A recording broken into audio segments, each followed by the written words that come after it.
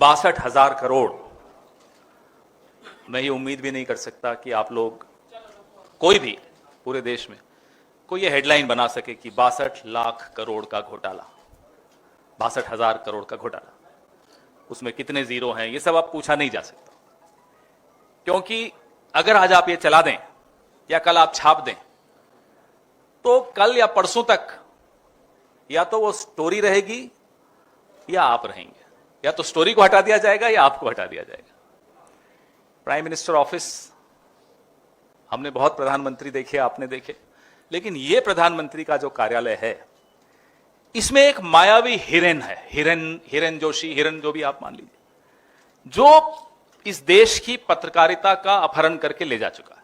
सुना आजकल वो हिरन परेशानी में है, कोई और खरगोश, चीता, गीदड़ कोई आ जाएगा प्राइम मिनिस्टर ऑफिस में, जो आपको पत्रकारिता नहीं करने देगा, 62,000 करोड़ के घोटाले के विषय में न छापने देगा न चलाने देगा।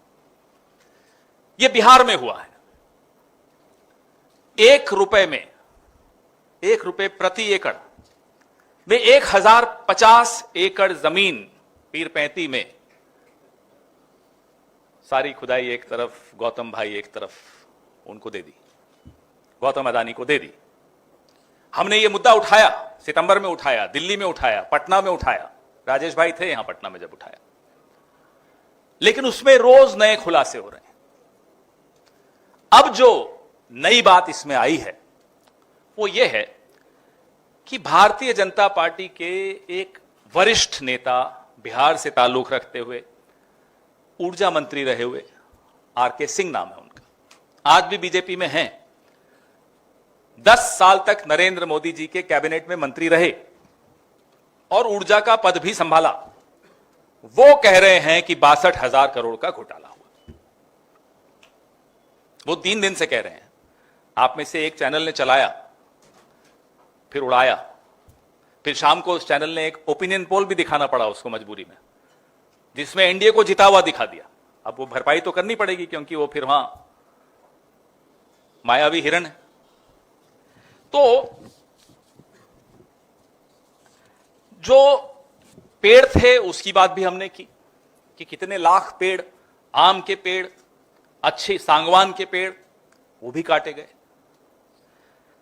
अब जब ये घोटाला, रोज नई परतें खुल रही हैं अदानी के इस प्रोजेक्ट पे, तो यह भी पता चला आर.के. सिंह के द्वारा कि यह 25 साल के लिए प्रोजेक्ट चलेगा और हर साल गौतम अदानी 25,000 करोड़ कमाएगा। 25 साल यह प्रोजेक्ट चलेगा, गौतम अदानी चलाएगा और हर साल 25,000 करोड़ कमाएगा। आप कैलकुलेशन आप कर लीजिए, ये 62,000 करोड़ से कहीं ज्यादा का घोटाला। मैंने कैलकुलेट भी नहीं किया, क्योंकि मेरे मोबाइल पे वो कैलकुलेटर में फिर आता ही नहीं है, इतने ज्यादा हो जाता है। तो अब आपके पास कोई एडवांस कैलकुलेटर हो तो करके देख लीजिएगा। अब ये एक शक्ति नाम की नीति है भारत सरकार की। इस प्रोजेक्ट को गौतम अदानी को दिलवाने के लिए शक्ति नीति में बदलाव किया गया। बदलाव सीधा प्रधानमंत्री के स्तर पर हुआ। यह भी मैं आगे आपके सामने खुलासा करूंगा। नंबर 2, हम लोग जब सरकार में थे, यूपीए जब सरकार में थी, मुझे याद है जयराम रमेश एनवायरमेंट मिनिस्टर थे, पर्यावरण देखते थे, और अप्रूवल इतना कठिन कर दिया था ताकि इस देश की जो धरोहर है, जंगल है, जमीन है, जल है, उसको थोड़ा बचाया जा सके।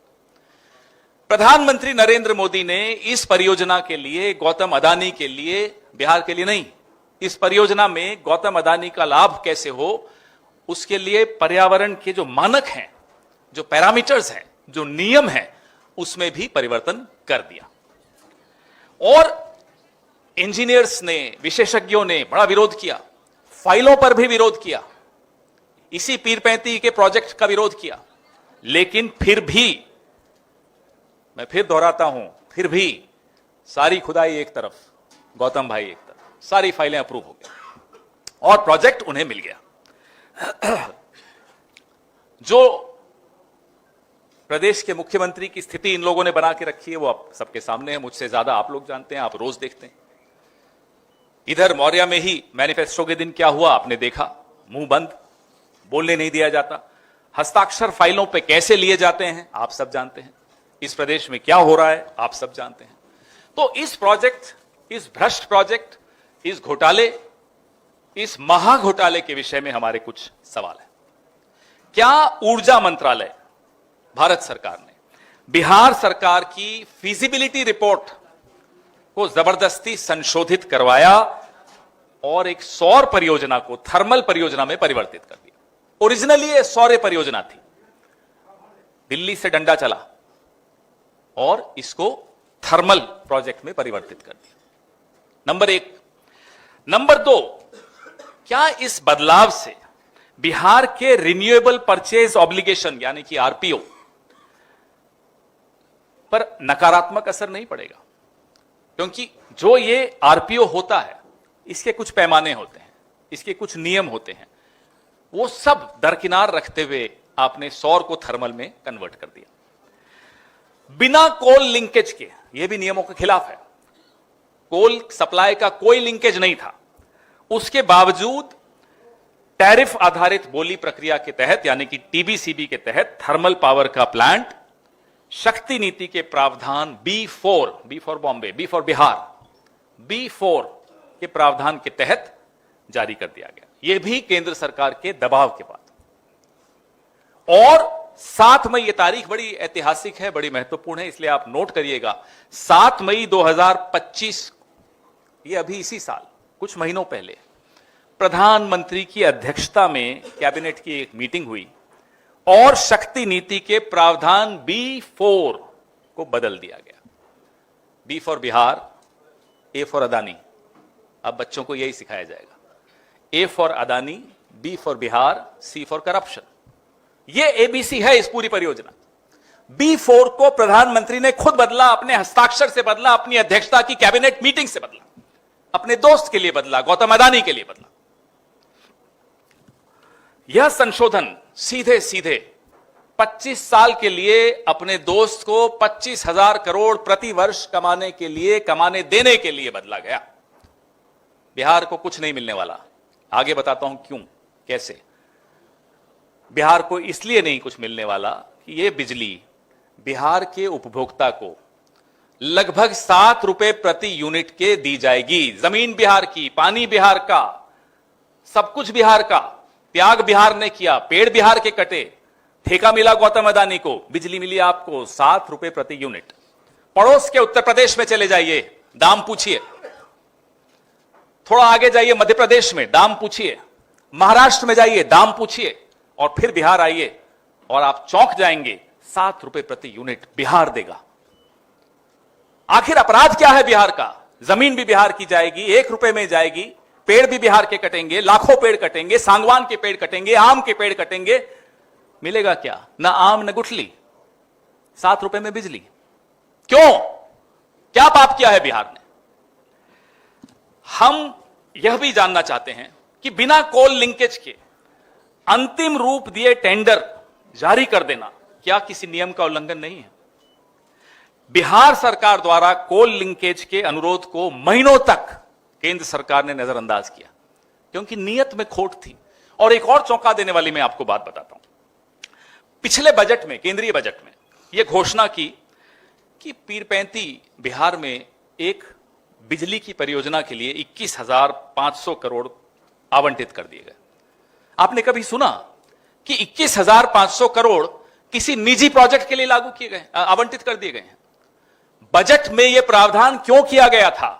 जब देना अदानी को था, सरकार को नहीं देना था। जब सरकारी प्रोजेक्ट ही नहीं है तो केंद्र सरकार के बजट में 21,500 करोड़ इसके लिए आवंटित क्यों किया गया? और आज उस खर्चे को आप किस हेड में दिखा रहे हो, किस मद में दिखा रहे हो? आपकी अकाउंट बुक में आप क्या दिखा रहे हो? क्या गौतम अदानी के प्रोजेक्ट में सरकार ने 21,500 करोड़ खर्च कर दिया? कोई जवाब नहीं मिलेगा, सन्नाटा होगा। इस बीच में पीजीसीएल के इंजीनियरों ने भी बीईआरसी में एक समीक्षा के लिए एक अर्जी लगाई। इंजीनियर्स बड़ी मजबूत लॉबी होती है। अचानक वो अर्जी वापस हो गई। बताइए किसका दबाव था? केंद्र सरकार का दबाव था? किसी उद्योगपति का दबाव था? या उस उद्योगपति ने सरकार के माध्यम से इंजीनियर्स पे दबाव डाल के ये अर्जी वापस ले ली? यह हमारा 5वां सवाल है। 55 एमजीडी गंगा जल की स्वीकृति के बिना, एक तो मैंने आपको बताया कोल लिंकेज नहीं था, अब मैं आपको दूसरी बात बता रहा हूं कि 55 एमजीडी पानी गंगा का, उसकी स्वीकृति नहीं हुई, उसकी इंतजार भी नहीं करनी पड़ी, थर्मल प्रोजेक्ट का टेंडर जारी हो गया। आप लोगों ने कई टेंडर्स देखे हैं, काफी अनुभवी हैं आप लोग, आप जानते हैं कि टेंडर जारी करने से पहले कई चीजें, कई मानकों पर खरा उतरना पड़ता है, कई फाइलें कंप्लीट करनी पड़ती हैं, कई कागज लगाने पड़ते हैं फाइलों पर, तब जाकर टेंडर इशू होता है। लेकिन नहीं, गौतम भाई का मामला है, टेंडर जारी करने से पहले बिहार सरकार ने, आप हैरान होंगे, एक के बाद एक घोटाला आज निकल रहा है इसमें, 58.6 करोड़, 58 करोड़ रुपए खर्च कर दिए। अदानी को टेंडर मिलना है, आप सबकी जेब से जो टैक्स का पैसा जाता है वो इस प्रोजेक्ट पे सरकार खर्च कर चुकी है। किसके लिए किया साहब? जब आपको प्राइवेट उद्योगपति को देना है तो आपका पैसा क्यों लिया जा रहा है? हम यह भी जानना चाहते हैं वो क्यों खर्च किया गया, किस मद में आप दिखाएंगे उसको कि कहां कहां गया, वो हेड भी दिखाना पड़ता है, सरकार की अकाउंटिंग सिस्टम होता है। एक और चीज जो हमें अफसरों ने ही बताई, और हम उम्मीद करते हैं जब सरकार बदले तो इस तरह के अफसरों को हम रिवॉर्ड भी कर सकें, जो ईमानदार हैं, जो आज भी संघर्ष कर रहे हैं उद्योगपतियों के खिलाफ, गलत जो नियम तोड़े जा रहे हैं उसके खिलाफ। हमें यह बताया गया कि एनवायरमेंट इंपैक्ट असेसमेंट नहीं किया गया, EIA जिसको कहते हैं वो नहीं किया गया। हमें यह भी बताया गया कि कॉस्ट बेनिफिट एनालिसिस भी नहीं किया गया। कोई भी प्रोजेक्ट अगर आप टेंडर निकालते हैं तो ये दोनों चीजें बहुत आवश्यक होती हैं, दोनों नहीं की गई। हजारों पेड़ों की कटाई के विषय में ये तभी हो सकता है जब आपने एनवायरमेंट इंपैक्ट असेसमेंट किया ही नहीं है।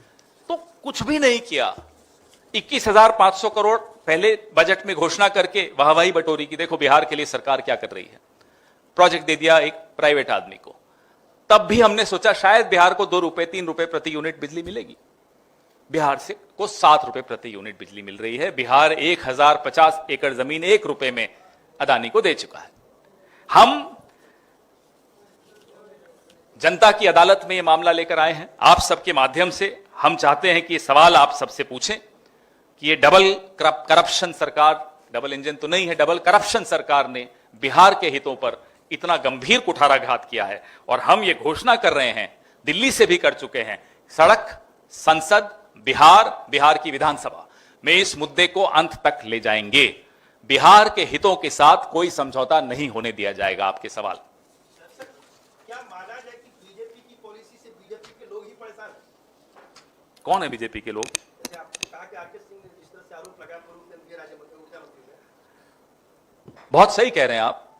आरके सिंह जी बीच में 10 साल क्यों भटक गए हमें नहीं मालूम। उससे पहले उन्होंने कई आरोप आरएसएस पर भी लगाए थे, आपको तो याद होगा, मैं उस पर नहीं ज्यादा जाना चाह रहा।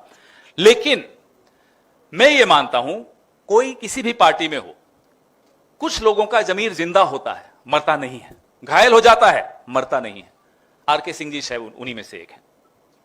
कांग्रेस के द्वारा जो आरटीआई लाया गया था 2005 में, उसका इस्तेमाल करके सर ये जो जानकारी आप दे रहे हैं उसके जरिए दे रहे हैं या फिर कैसे? काफी हद तक आरटीआई कुछ एक्टिविस्ट ने भी लगाई, उन एक्टिविस्ट ने हमें ये जानकारी दी, कुछ अफसरों ने भी जानकारी दी। आप तो जानते हैं कि सब अफसर एक जैसे नहीं होते, जैसे सब नेता एक जैसे नहीं होते, सब पत्रकार एक जैसे नहीं होते। आप लोगों की आंखों से दिखता है कि पत्रकारिता की आग भभक रही है आपकी आंखों में, तो सब पत्रकार भी एक जैसे नहीं होते। जिस तरह से आरके सिंह ने कहा कि हम सवाल की ऊर्जा मंत्री से, बिहार के ऊर्जा मंत्री से, लेकिन उन्होंने कहा कि सब कुछ ठीक ठाक है, उसके बाद अपने सोर्स से ये जानकारी हासिल की। क्या मानते हैं सब कुछ?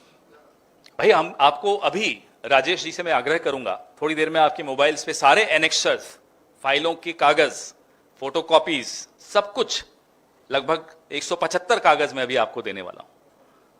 आपको सब मालूम पड़ जाएगा कि ये सारे सरकारी दस्तावेज हैं जिसके माध्यम से, जिसकी बिला पर, जिसकी ताकत पर हम ये आपके सामने रख रहे हैं।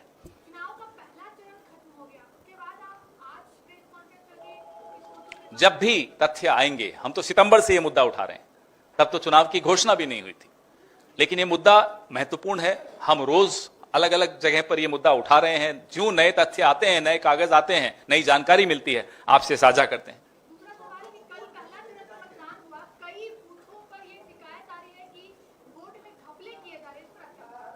कल भी इस विषय में आपसे बात की। काफी लोग पकड़े गए, खुद ही ट्वीट कर करके बता रहे हैं साहब हमने यहां वोट किया। उन्हीं लोगों ने 5-6 महीने पहले दिल्ली में वोट किया था।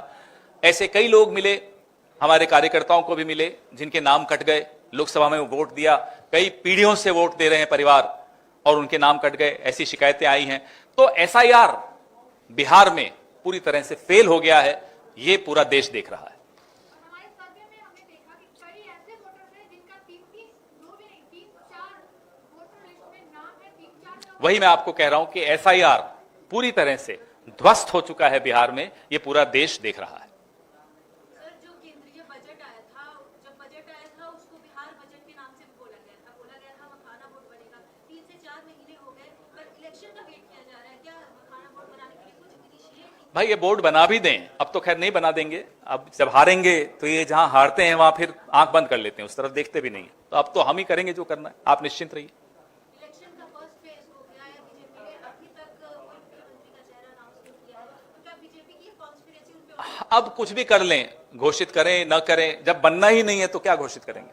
इनकी नीयत में था भी नहीं नीतीश कुमार जी को घोषित करना, नहीं तो कर देते। हमने तो पूरा औपचारिक रूप से सब लोगों ने बैठकर अपना दूल्हा घोषित कर दिया, ये हमारा दूल्हा है महागठबंधन का।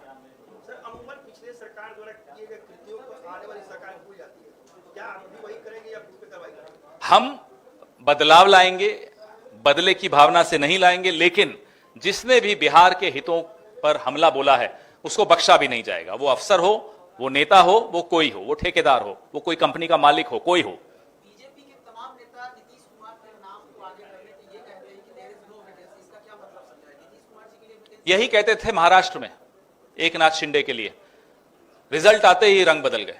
एकनाथ शिंदे जी को बैठा दिया डिप्टी में और अपने देवेंद्र फडणवीस को बना दिया। यानी कहीं ना कहीं वोटर को डायलेमा में रख रहे हैं स्पीकर को लेकर के। वोटर को कोई आजकल में नहीं डायलेमा में रख रहे हैं, पिछले 5 साल से वोटर को धोखा दे रहे हैं, अभी भी दे रहे हैं। वोटर समझ चुका है। महागठबंधन कहती है बीजेपी भ्रष्टाचार को कम करने के लिए सबसे पहला जो मुझे लगता है, हम सबको लगता है, वो कदम यह है कि आप लोगों की कलम और कैमरा से पहरे हटा देने चाहिए, क्योंकि आप ही हैं जो आईना दिखाते हैं हम सबको जब हम सरकार में होते हैं। पत्रकारिता अगर जिंदा है तो भ्रष्टाचार मर जाता है, पत्रकारिता जब मर जाती है भ्रष्टाचार जीवित हो जाता है। आप देख रहे हैं कैसे हो रहा है। न्यायालय के मंदिरों और न्यायालय एक मंदिर है, उस मंदिर के पुजारी वकील होते हैं, उनके एंटी इंस्पेक्शन एक्ट पर आप क्या करेंगे और उनके लिए भी कुछ योजनाएं आप लाएंगे कि नहीं? हम हमारे अपनी पार्टी में खास तौर पे बिहार यूनिट में वकीलों की एक बहुत बड़ी फौज हमारे साथ है। हम उनसे भी सलाह मशविरा करके वकीलों के हित में क्या करना है वह भी हम समय समय पर बात करते रहते हैं।